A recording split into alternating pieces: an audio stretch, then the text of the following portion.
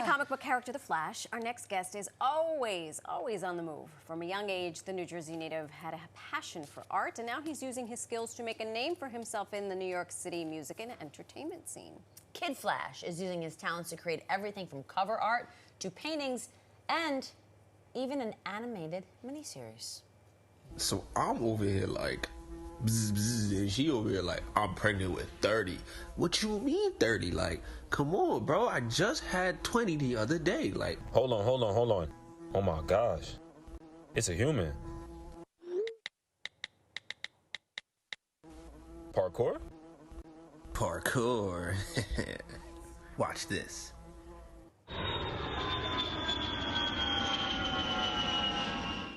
Backflip.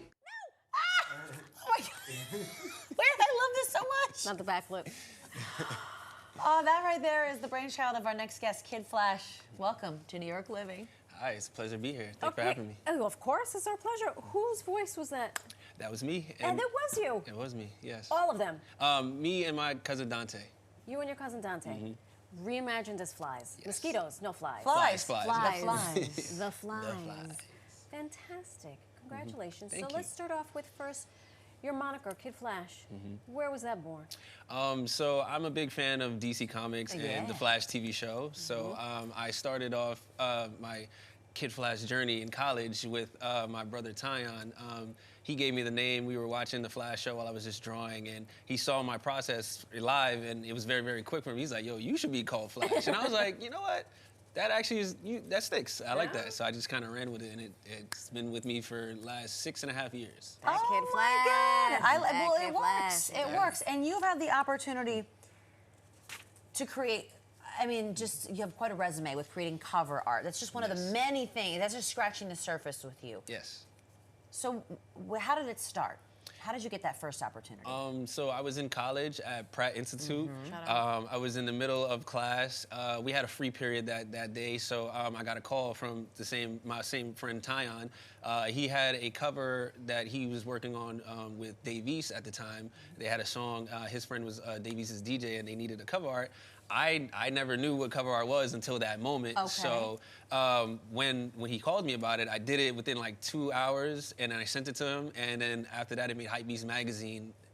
Like right after I sent it to them, and from there, it just kind of took my career out of here. So you didn't know what cover art was at that point, but you knew who Dave East was. I So knew you're like, who he was. I don't know what I'm doing, but Dave East is asking, so yes. Yes. Okay, wow. Oh, And this is all because your friend knew that you were such an artistic genius. Absolutely. Wow. Wow, shout He out to believed that in me friend. since he met me that first day in college.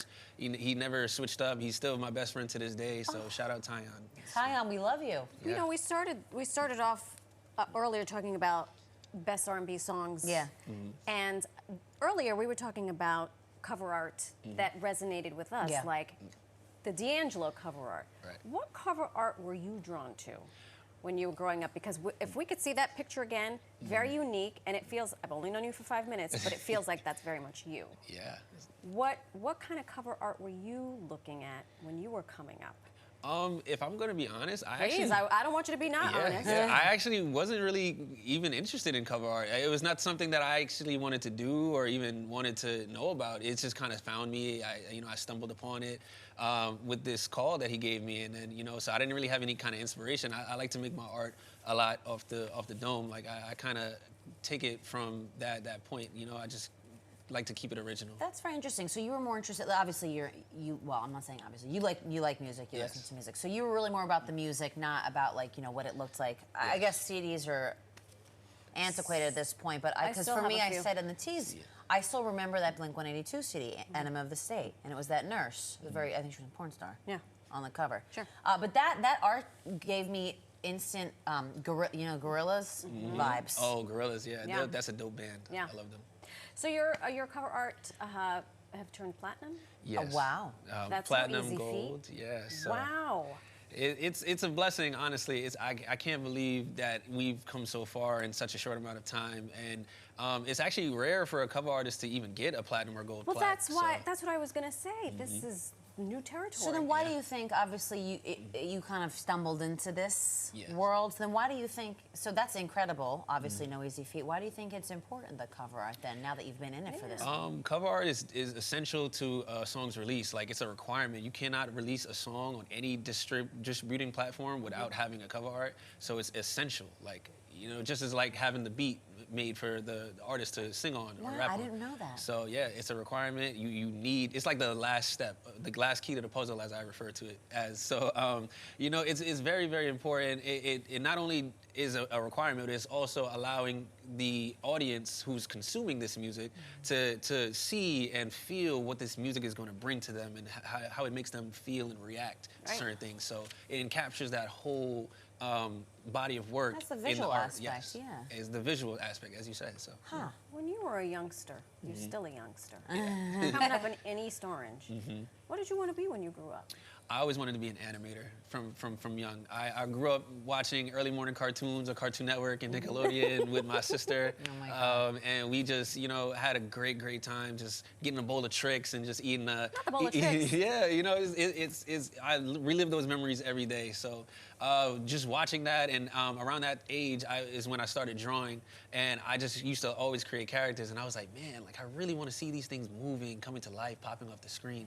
So I just decided to pursue that career, and it's found me. Tenfold. I mean, what you've been able to do with your passion for art that started at age 8, eating your cereal, watching Tricks, cartoons, yeah. is really impressive and very incredible, because not only have you done cover art for the likes of Cardi B, who else was on this list? Lots of folks. Hold on. No one you've ever heard of. Lil TJ, Kanye West, Alicia Keys, okay? But now you have the mini-series. So you're doing what you wanted to do. Absolutely. And we saw a little clip of it before. The flies, Yes. hysterical. It's Thank very you. funny that you kind of take like things that everybody, you know, normal conversation, and you've worked it into this.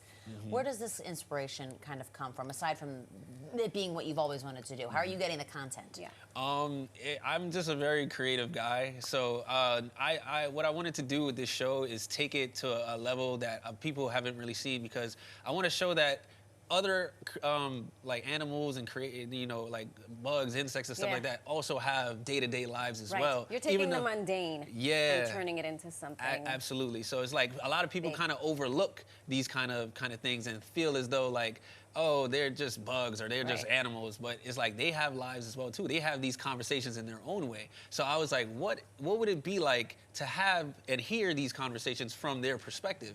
And then, so I'm taking it from their perspective and making the humans the oddballs out. So they view us Tell you as something the right now. animals. Next time a fly comes near me, I'm going to say no parkour on this flesh, miss. How many babies are you pregnant with? So yeah, no. All right. You know, I don't know why, and I don't know him, but I feel like you need to get Snoop Dogg involved in that project. Oh my God. I love when we talked about this yesterday. I love when he voices the animals in Planet Earth. I feel like he is just a natural voice for He's an a episode very, of very The distinct Flies. show. Yes. Well, as though you don't already have a full plate, we understand you're also teaching art Yes. to middle schoolers. I am. Tell us about that. So I'm partnered up with Dr. Malik Small, and he's the principal of East New York Middle School of Excellence. I actually got the opportunity through my manager, Monk. So shout out Monk.